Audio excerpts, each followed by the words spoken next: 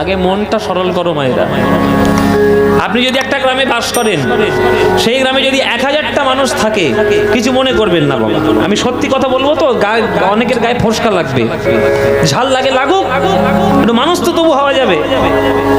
একটা গ্রামে যদি 1000টা মানুষ থাকে, তাহলে 1000টা মানুষের মধ্যে দেখবেন অর্ধেকের বেশি লোকের মনের মধ্যে পেঁচ থাকে। পেঁচ থাকলে কিন্তু গৌরাঙ্গ মহাপ্রভুর চরণে প্রবেশ করা যাবে না। একটা জঙ্গলে দু রকমের গাছ হয়, বাঁকা বাঁকা গাছ, সোজা সোজা গাছ। যেগুলো বাঁকা গাছ একটাই কাজে লাগে, চিতায় জ্বলতে কাজে লাগে, উনানে জ্বালানির কাজে লাগে। আর যেগুলো সোজা গাছ অনেক কাজে লাগে। কাঠ থেকে আসবাবপত্র তৈরি হয়, টেবিল চেয়ার তৈরি হয়, খাট বিছানা তৈরি হয়, প্লাইউড তৈরি হয়। তো সোজা কাঠ যদি হতে পারো তাহলে জগতের অনেক কাজে লাগবে। আর বাঁকা গাছ যদি হয়েছো, তোমরাও একটাই কাজে লাগবে, মরে গেলে শুধু